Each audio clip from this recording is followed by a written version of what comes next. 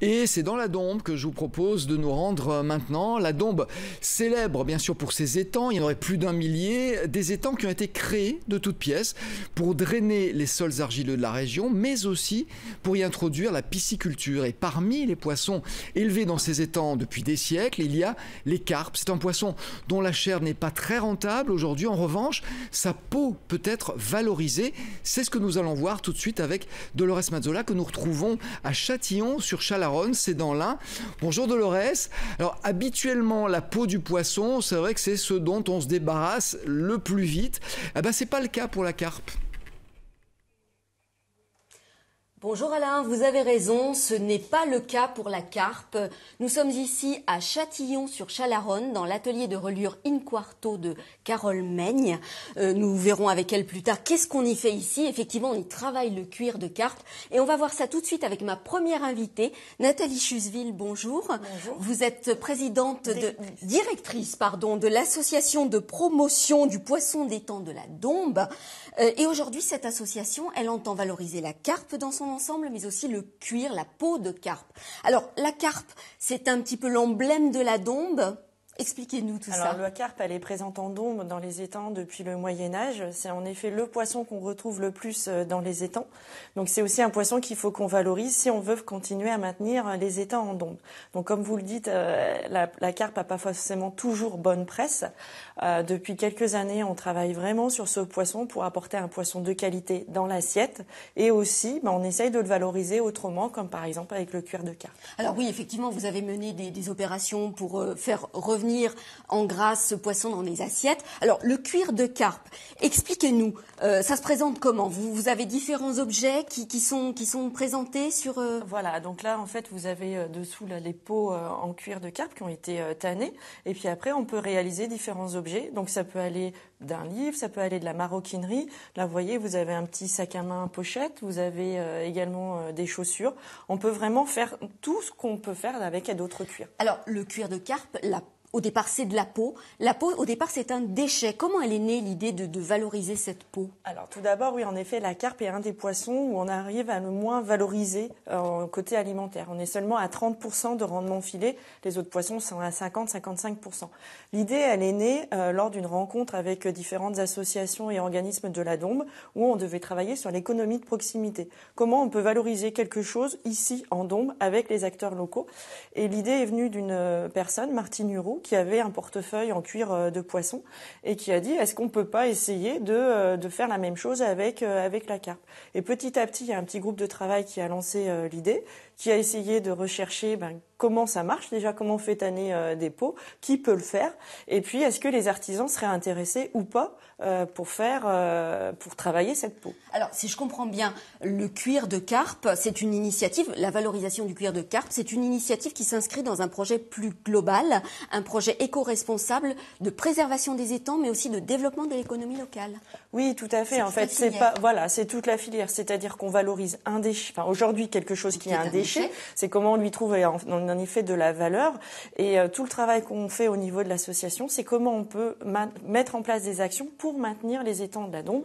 Donc, c'est aussi bien sur le côté consommation, en effet, du poisson, et puis aussi sur la valorisation de ses déchets. Parce qu'effectivement, Alain, les étangs peuvent disparaître si la carpe n'est pas préservée, si j'ai bien compris. Oui, en fait, la carpe, le poisson, c'est le point d'équilibre de l'étang et de toute la biodiversité de l'étang. Si on enlève le poisson, petit à petit, les étangs vont s'atterrir, vont disparaître, et donc c'est tout l'écosystème qui sera en péril. Menacé. Tout à fait. Alors, si je comprends bien, une fois que ces poissons sont pêchés, une fois que les filets sont prélevés, on prélève la peau. On enlève la peau délicatement. Délicatement. Beaucoup plus qu'avant, parce qu'avant, ça partait en effet comme déchet. Aujourd'hui, il faut la prélever doucement. Ensuite, on va l'envoyer au seul tanneur de cuir de poisson qui existe en France, qui se trouve en Bretagne. Voilà. Et puis ensuite, je vais voir avec lui les différents coloris dont j'aurai besoin.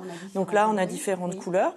Et puis, il va me renvoyer les peaux. Et ensuite, nous, au niveau de l'association, on est le seul distributeur de peaux de tannées, de peaux de cuir. De carpe cuir de carpe de Dombes avec notre marque qui est déposée. Ensuite, je vais voir avec les artisans selon les objets dont on aura besoin. Alors, vous les proposez à combien d'artisans à peu près aujourd'hui? Aujourd'hui, j'ai une petite dizaine d'artisans avec qui on travaille. On a une gamme qu'on a notamment pour Noël. On a travaillé sur une gamme arrêtée. Donc, on a des artisans locaux, surtout dans l'Ain. Et puis, on a aussi un artisan avec lequel on travaille qui est dans le Tarn-et-Garonne. D'accord. Alors, on l'a vu tout à l'heure en début d'émission, vous nous parliez de portefeuille, de petits bijoux, de ceintures. Vous avez un couteau aussi qui est très joli. On avait travaillé au départ sur un étui ou une pochette en cuir de carpe qui est là. Et puis après, on a décliné un couteau avec un modèle déposé qui s'appelle le Dombis. Qui est fabriqué où? Alors, qui est fabriqué à Thiers. Voilà, c'est fabriqué à Thiers, c'est pour ça que avec du bois issu d'Auvergne-Rhône-Alpes. Alors, et on a également ce très beau livre, qui est un livre de recettes de carpe. Et c'est le prix, c'est le livre qui a valu un prix. En concours Bulle de cuir. En effet, comme je vous le disais tout à l'heure, pour tester un petit peu si ça pouvait fonctionner, on l'a fait sous l'aspect d'un concours. Ça nous a permis, d'une part, de tester le process et puis de voir surtout si des artisans étaient intéressés par notre peau. Alors, ce livre, on va en parler tout de suite, mais je voulais vous dire, Alain, que le cuir de carpe, la peau de poisson, en général, on se dit, oh là là, c'est gluant, c'est malodorant. Eh bien, pas du tout. Ça sent même très bon. Et ça vous laisse muet, j'imagine, oui. Alain. Alors, ce sera le gimmick de cette émission. Ça me laisse muet une deuxième fois, mais doublement muet, parce que je me suis dit, Dolores, elle a sans doute décidé d'aborder la question, mais je voulais vous la poser. Est-ce que ça sent quelque chose? Effectivement, vous venez de répondre, ça sent rien. Bonne nouvelle. Alors, ça sent rien. Voilà, bonne nouvelle. Ça sent plutôt bon, même, on va dire. Ça sent le cuir. Alors, c'est Carole Meigne qui nous a rejoint, qui nous accueille ici dans cet atelier. Bonjour Carole. Bonjour. Alors simplement, voilà, elle est l'auteure de ce petit ouvrage relié avec du cuir de carpe. C'est assez précieux. Dites-nous qu'est-ce qu'on a dans cet ouvrage? Dans cet ouvrage, on a des recettes de cuisine avec de la carpe. Voilà. Donc j'ai fabriqué ce livre pour le concours Bulle de cuir.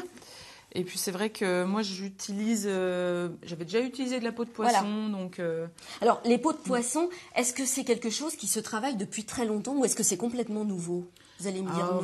Depuis très longtemps, je dirais pas très longtemps, mais c'est assez nouveau. Mais il y a quand même des peaux de poisson qui. Alors qu'est-ce que c'est celle-ci? Alors ça c'est de la peau d'esturgeon, donc avec des nœuds, vraiment un caractère assez marqué. Assez typique, oui. Ça c'est quoi? Peau de saumon. Voilà, donc avec un grain assez régulier. Ça, c'est de la... Alors, de la julienne. Julienne, oui, voilà. Alors, voilà, on en mange souvent. On en mange souvent. Et ça voilà. Et ça, c'est de la perche du Nil. Perche du Nil, on en mange aussi. On en mangeait. Ouais, voilà. On en mange presque plus. On en mange presque plus. Alors, la peau de carpe, là, je vois qu'on a deux types de peau de carpe. Oui. On a une peau de carpe avec lisse et une peau de carpe avec écaille. Alors, voilà, dans les étangs de la Dombe, il y a deux types de carpe. Donc, il y a de la carpe cuir, qui est celle-ci, et de la carpe écaille. Alors apparemment, il y a beaucoup plus des carpes cuir. Donc celle-ci a une peau plutôt lisse avec un trait central et une petite ligne d'écaille sur le dos. D'accord, c'est celle que vous avez utilisée pour votre ouvrage. Voilà, c'est ça. D'accord. Et puis après, il y a la carpe écaille, donc il y a vraiment des écailles sur toute la surface de la peau. Donc c'est vraiment différent, elle est beaucoup plus lustrée, elle est beaucoup plus vernie, on dirait qu'elle est vernie, elle a un aspect verni. Elle a un effet verni, ouais. Mais elles ont vraiment deux caractères bien différents. Est-ce que c'est facile à travailler cette peau ou est-ce que quand vous les recevez de la tannerie, il faut faire un petit supplément de travail, de retouche là-dessus? Oui, alors moi, les cuirs, il faut que je les désépaississe. C'est-à-dire, alors comment vous faites ça? En fait, pour pouvoir les poser, les gainer autour de la reliure, il faut que le cuir soit souple et fin. Ouais. Donc en fait, je le fais désépaissir par un monsieur qui a une machine sur toute la surface. Et vous faites une petite opération. Voilà. Quand et même après, moi, je retravaille le cuir. Je vais affiner sur toute la. Je vais élaguer, ce que j'appelle élaguer en fait. Oui. C'est un petit peu. C'est avec une petite lame de scalpel. Je vais venir. Vraiment enlever délicatement le bord. Voilà. Je vais venir affiner le bord pour qu'il vienne. Qu'il n'y ait pas de rebord, pas de trottoir, pas de bordure un peu trop épaisse pour que ce soit plus fin. Voilà, exactement. D'accord. Donc tout ça, c'est un travail du cuir, c'est pas propre au cuir de carpe, c'est tous les cuirs, tous les cuirs sur lesquels. Est-ce que c'est plus difficile à travailler qu'un autre cuir ou est-ce que c'est vraiment quelque chose? Non, c'est pas plus difficile. Alors est-ce que c'est plaisant, je voulais dire aussi? C'est plaisant parce que il y a un grain. Moi j'aime bien travailler les cuirs un peu exotiques, entre guillemets comme ça, parce que ça change vraiment des marocains, des choses très classiques, et puis ça a des formes intéressantes, une matière intéressante. Et est-ce que c'est fragile? Pas du tout, non, c'est pas plus fragile Alors après, il faut voir avec le temps, mais en le travaillant, elle est très solide. Et solide. Oh, ouais, solide, elle est... Alors, Carole, je crois que vous travaillez aussi à la commande. Oui, vous faites aussi des produits pour les gens qui viennent vous voir à l'atelier, et qui ont envie de faire du travail à base de commande. Donc ça peut être cuir de carpe. Livres d'or pour des restos, albums photos. On vous en demande déjà aujourd'hui. Oui, on en a demandé déjà 2 ou 3.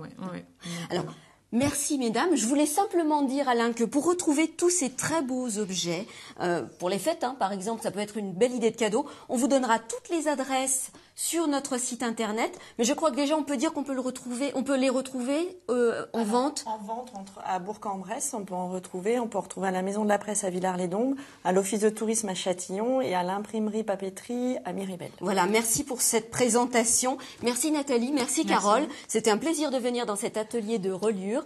Nous étions à Châtillon-sur-Chalaronne. Voilà Alain, vous en savez un petit peu plus sur le cuir de carpe. Merci Dolores, c'était un plaisir pour nous aussi de regarder parce que c'est étonnant et en plus c'est vraiment très très beau. Merci à ces dames.